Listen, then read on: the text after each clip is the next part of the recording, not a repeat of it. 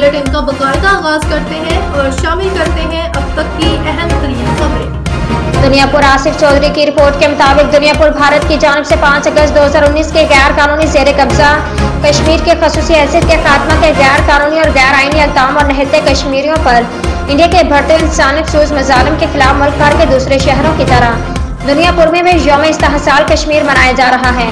निहत्ते कश्मीरियों पर इंडियन फौज के बढ़ते हुए इंसानी खसूस मज़ालिम और कत्लेआम के खिलाफ और कश्मीरियों से इज़हार यकजहती के लिए एहतजाजी रैली निकाली गई। रैली की क़यादत assistant commissioner Duniyapur madam Anam Sagir Bajwa ने की।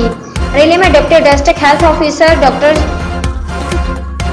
अनवर एजाज समेत महकमा सेहत म्यूनसिपल कमेटी समेत दिगर महकमों के मुलाजमीन, सदर तहसील प्रेस क्लब चौधरी तनवीर महमूद और शहरियों ने कसीर तादाद में शिरकत की। रैली के शिरका ने बैनर उठा रखे थे जिस पर कश्मीरी से इज़हार यकजहती के लिए नारे दर्ज थे।